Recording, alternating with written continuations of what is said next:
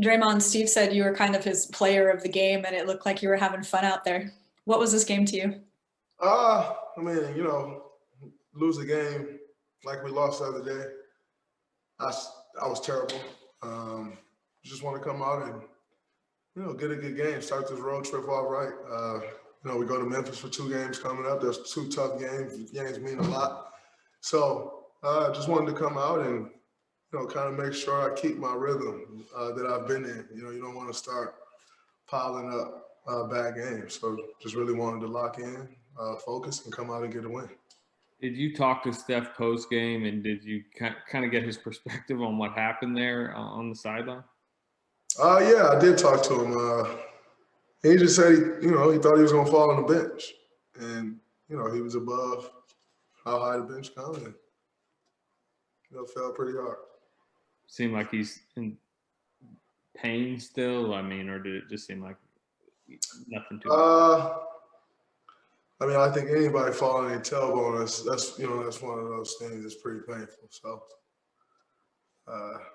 he'll probably be pretty sore.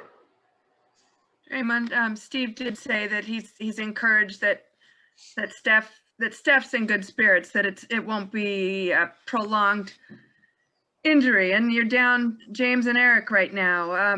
Pretty important that you hopefully have Steph for this next stretch. Maybe not tomorrow night, but at least doesn't appear to be a serious thing. Yeah, hopefully it's not too long.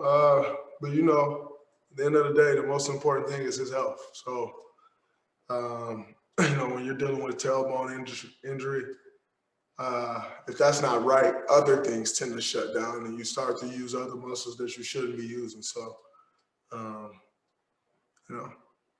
next man up, but other guys got to continue to step up, including myself. Draymond, what stands out to you about Jordan Poole since he came back from the G League? It's confidence.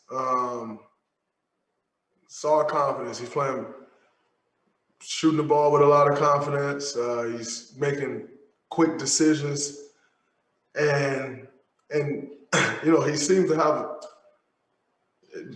just overall better, and better positioning on defense. And I talked to Chris Weems a few times when he was down there, and it kind of started off like, I'm kind of trying to get him to do the things that Steve want to see him do. And that's all the other things. It's not scoring the basketball. And then I talked to Weems a few days later, and he's like, a little better.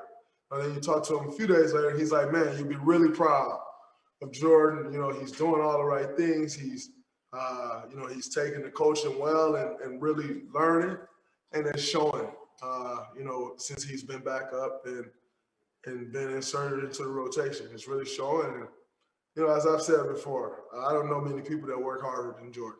And so to see him, put the work in day after day, and now, start to reap the rewards from that, it's good to see.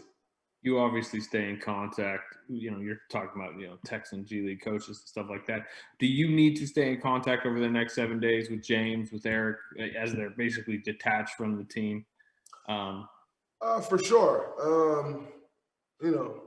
Especially being stuck in the house. No one wants to be stuck in the house. That kind of sucks. But, just really making sure those guys stay a part of things. It's obviously sucks that they got to be away for however many days they will be. But, it's important that, everybody's reaching out and keeping their spirits up and keeping them engaged. Draymond, obviously a lot of things change when you're missing 2 of your big men like that for a week. What do you think changes the most without James and Eric? What changes the most? Those are 2 of our better scorers.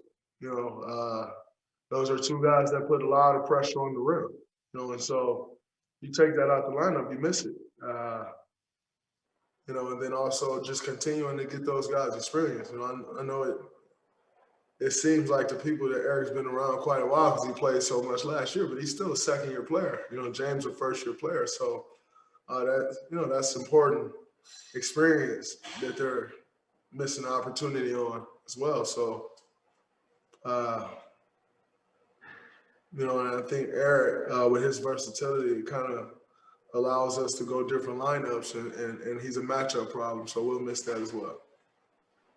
Hey, Draymond, Ollie Kambajani here with The Athletic in Houston. Wanted to ask you about Christian Wood. You were matched up against him defensively most of the night. What are your thoughts on him as a player and how he's grown I feel over the like last you few wouldn't ask me seasons? about Christian if he didn't drop me. No, I was No, playing. I'm just for playing, you, man. It's all good. Christian's is a very good player, man. He's came into this league kind of lost.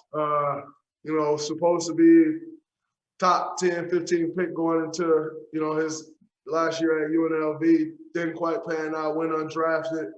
Got a couple call-ups. Did the G League. Bounced around and found his way in Detroit. And obviously signed a great deal here with Houston this past offseason.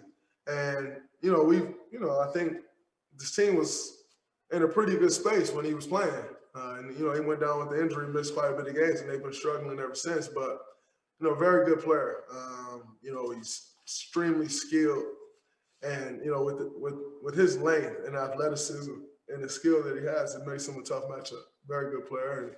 And I love to see guys kind of go through things and come out on the other side on top. So I'm very happy to see where he is in his career. I remember actually going to his pre-draft workout in Golden State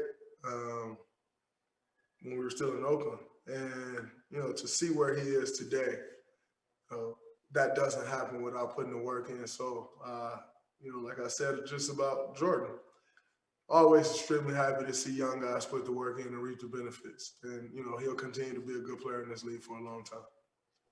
Thank you. Draymond, Mark has clutch points. Take you back to when you came out of college in your rookie year. Looking back at your career, did you turn into the player that you imagined you would be in the league?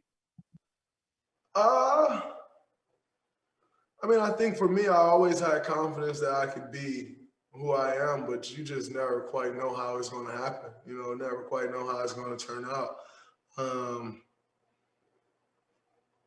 But I became an all-star, and I wanted to do that. I became a defensive player of the year. I wanted to do that, and most importantly, I became a champion, and that's always the number one goal. So,